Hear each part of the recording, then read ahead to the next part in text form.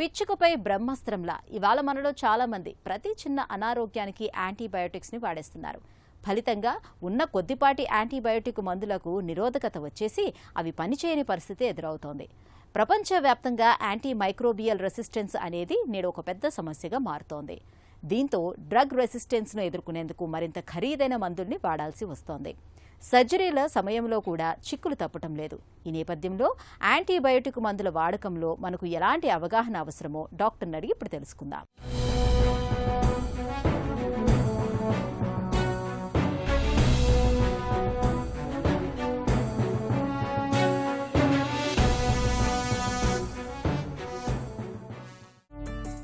Antimicrobial resistance అంటే ఏంటి? మీరు చాలాసార్లు వింటూ ఉంటారు, చాలామందికి ఇన్ఫెక్షన్స్ వస్తాయంటే జలుబు, దగ్గు, జ్వరం, వీటితో పాటు ఏదన్నా ఆపరేషన్ అయిన తర్వాత కానీ లేదన్నా ఏదైనా దెబ్బ తగిలిన తర్వాత కానీ ఇన్ఫెక్షన్స్ రావడం. సో ఇన్ఫెక్షన్స్ వచ్చినప్పుడు వాటిని మనం ట్రీట్ చేయడానికి యాంటీబయోటిక్స్ అనేవి ఇస్తూ ఉంటాం. సో రకరకాల సూక్ష్మక్రిములు ఉంటాయి, అంటే బ్యాక్టీరియా, ఫంగస్ అలా. సో వీటికి ఒక్కొక్క దానికి ఒక రకమైన యాంటీబయోటిక్ ఇస్తూ ఉంటాం అనమాట.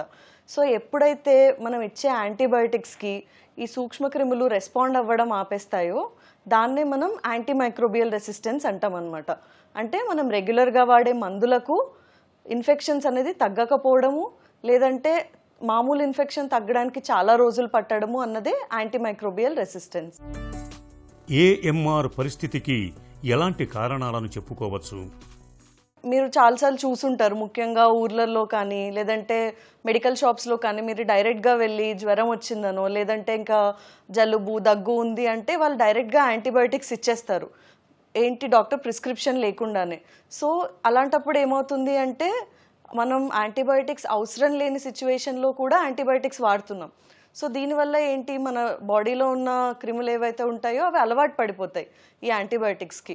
సో దానివల్ల మనం ఫ్యూచర్లో ఎప్పుడైతే నిజంగా ఇన్ఫెక్షన్ వస్తుందో అప్పుడు యాంటీబయోటిక్స్ వాడటం వల్ల ఇవి ఆల్రెడీ ఇప్పుడు రెసిస్టెన్స్ అయిపోయాయి. సో ఇప్పుడు మందుల కన్నవి అవి రెస్పాండ్ అవ్వవు. సో ఇదొక ముఖ్య కారణం మెయిన్గా మన భారతదేశంలో.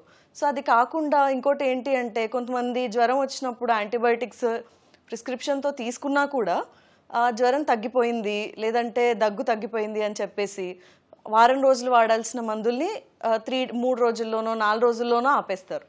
అది ఒకటి. ఇంకొకటి ఏంటి అంటే మా అమ్మగారికో లేదంటే ఇంకెవరో తెలిసిన వాళ్ళకి యాంటీబయాటిక్ వాడడం వల్ల నయమైపోయింది అని చెప్పేసి అది ప్రిస్క్రిప్షన్ లేకుండా తీసేసుకొని వాడేయటం కానీ, లేదంటే ఇంట్లో ఎప్పుడో కొన్న యాంటీబయాటిక్ షెల్ఫ్లో దొరికినప్పుడు ఏదైనా జ్వరం వచ్చినప్పుడు అది తీసుకొని వేసుకోవడం వల్ల కానీ, ఇలాంటి కారణాల వల్ల ఇవన్నీ మనం ప్రివెంట్ చేయగలిగేవి, మన చేతుల్లో ఉన్నవి. సో అవి కాకుండా ఈ మధ్యకాలంలో వేరే కారణాలు ఎలా ఉన్నాయి అంటే పౌల్ట్రీ ఇండస్ట్రీలో, అంటే హెన్స్కి కానీ లేదంటే ఆవులకు కానీ ఏమైనా చిన్న ప్రాబ్లమ్స్ వచ్చినప్పుడు లేదంటే వాటి ప్రొడక్షన్ ఇంక్రీజ్ చేయడం కోసం కూడా ఈ యాంటీబయాటిక్స్ ఇస్తున్నారు. సో అవి ఏంటి అంటే మిల్క్లో రావడం వల్ల మనం తెలియకుండా అవి తీసుకోవడం వల్ల కూడా ఇలా అవుతుంది. ఇంకా కొన్ని కారణాలు వచ్చేసి ఫార్మస్యూటికల్ ఇండస్ట్రీస్. సో ప్రొడక్షన్ అయిపోయిన తర్వాత వాళ్ళ వేస్ట్ ఏదైతే ఉందో అది వాటర్లో కలిసిపోతుంది. సో దాంట్లో కూడా కొన్ని యాంటీబయాటిక్ రెసిడ్యూస్ ఉండడం వల్ల అవి అలాంటి కంటామినేటెడ్ వాటర్ కనుక ఒకవేళ మనం తీసుకున్నట్లయితే సో అక్కడి నుంచి కూడా ఈ యాంటీబయాటిక్ రెసిస్టెన్స్ అన్నది వస్తుందన్నమాట. యాంటీమైక్రోబియల్ రెసిస్టెన్స్ అనేది ఎందుకు ప్రమాదకరం? మామూలుగా ఏంటంటే ఏదైనా ఇన్ఫెక్షన్ వచ్చినప్పుడు ఒక యాంటీబయాటిక్, ఇప్పుడు వరల్డ్ హెల్త్ ఆర్గనైజేషన్ నుంచి, మన గవర్నమెంట్ ఆఫ్ ఇండియా నుంచి ఏదైనా ఇన్ఫెక్షన్ వచ్చినప్పుడు సపోజ్ టైఫాయిడ్ వస్తే ఒక పర్టికులర్ యాంటీబయాటిక్ వాడాలి, లేదంటే మలేరియా వస్తే ఒక రకమైనది వాడాలి అని ఆల్రెడీ ప్రోటోకాల్స్ ఉన్నాయన్నమాట.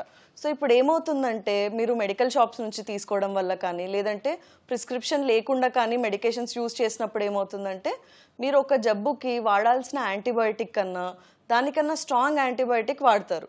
సో ఫ్యూచర్లో అలాగే యూజ్ చేయడం వల్ల చాలామంది ఏమవుతుందంటే ఈ నార్మల్ యాంటీబయాటిక్స్ కన్నది రెసిస్టెన్స్ వచ్చేస్తుంది. సో అప్పుడు ఏంటి అంటే చిన్న ఇన్ఫెక్షన్ ట్రీట్ చేయడానికి కూడా కొత్త యాంటీబయాటిక్స్ లేదంటే చాలా కాస్ట్లీ యాంటీబయాటిక్స్ యూజ్ చేయాల్సిన అవసరం వచ్చే పరిస్థితి ఉంది. ఇప్పుడు ఏమవుతుందంటే నార్మల్ యాంటీబయాటిక్స్కి రెస్పాండ్ రాకపోవడం వల్ల మనం కాస్ట్లీయర్ యాంటీబయాటిక్స్ వాడాల్సి వస్తుంది. సో వీటి వల్ల ఏంటి అంటే ప్రతి పేషెంట్కి కాస్ట్ పర్ ట్రీట్మెంట్, అంటే ఒక జ్వరం వచ్చినా ఏదన్నా వచ్చినా ముందు పడే ట్రీట్మెంట్ కాస్ట్ కన్నా ఇప్పుడు ట్రీట్మెంట్ అనేది డే బై డే ఇంక్రీజ్ అవుతుంది. సూపర్ బగ్స్ అంటే ఏంటి? వాటిని ఎలా ఎదుర్కోవాలి? ఈ సూపర్ బగ్స్ అంటే ఏంటి అంటే హాస్పిటల్స్లో మనకు మెడికల్ సెక్టర్లో ఉన్న యాంటీబయాటిక్స్కి యాంటీఫంగల్స్కి ఏవైతే రెసిస్టెంట్ అయిపోయి మనం ట్రీట్మెంట్ ఇచ్చినా అవి రెస్పాండ్ అవ్వకుండా అయిపోతాయో అవే సూపర్ బగ్స్ అంటారనమాట. సో ఈ సూపర్ బగ్స్ అన్నవి మనకు కొంచెం ఇమ్యూనిటీ తగ్గినా లేదంటే మనం ఏదన్నా ఆపరేషన్ తర్వాత మనకు ఎప్పుడైతే ఇమ్యూనిటీ లో ఉంటుందో అప్పుడు మన బాడీని అఫెక్ట్ చేసే ఛాన్సెస్ అన్నవి చాలా ఎక్కువ ఉంటాయి అన్నమాట. యాంటీమైక్రోబియల్ రెసిస్టెన్స్ని నివారించటం ఎలా? యాంటీమైక్రోబియల్ రెసిస్టెన్స్ అన్నది ఒక సైలెంట్ పాండమిక్ అనమాట. అంటే మీకు తెలియకుండానే మీకు పెరిగే ప్రమాదం ఇది.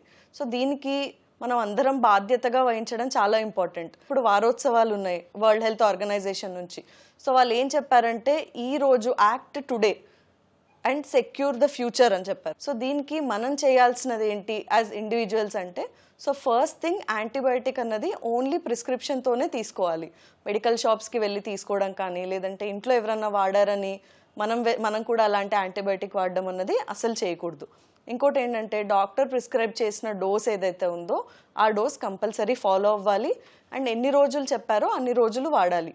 మధ్యలో ఆపేయడం కానీ లేదంటే మధ్యలో గ్యాప్ ఇచ్చి మళ్ళీ వేసుకోవడం కానీ ఇలాంటివి చేయకూడదు అనమాట. సో ఇప్పుడు మనం జనరల్గా ఏదైనా ప్రాబ్లం వచ్చిందని మెడికల్ షాప్కి వెళ్ళినప్పుడు మనకు వాళ్ళు ఒక టాబ్లెట్ షీట్ ఇస్తారు.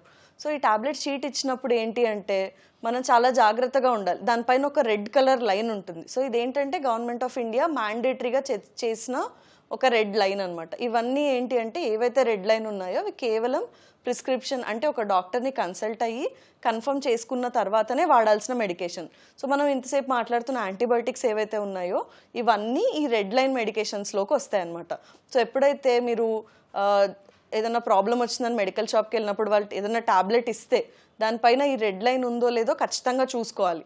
అండ్ ఈ రెడ్ లైన్ ఉన్నట్టయితే ఆ టాబ్లెట్ ఏదైతే ఉందో అది కేవలం డాక్టర్ని కన్సల్ట్ అయ్యి మీకున్న ప్రాబ్లంకి అది అవసరం ఉంది అంటేనే అప్పుడు స్టార్ట్ చేయాలి. యాంటీబయోటిక్ మందుల వాడకంలో మనకు విచక్షణ అవసరం. డాక్టర్ సలహా లేకుండా వాటిని ఎడాపెడా వాడకూడదు. ఇవాళ చాలా రకాల జబ్బులకు టీకాలు అందుబాటులో ఉన్నాయి. ఈ టీకాల్ని తీసుకుంటే యాంటీబయోటిక్ మందుల వాడకాన్ని చాలా వరకు తగ్గించుకోవచ్చు.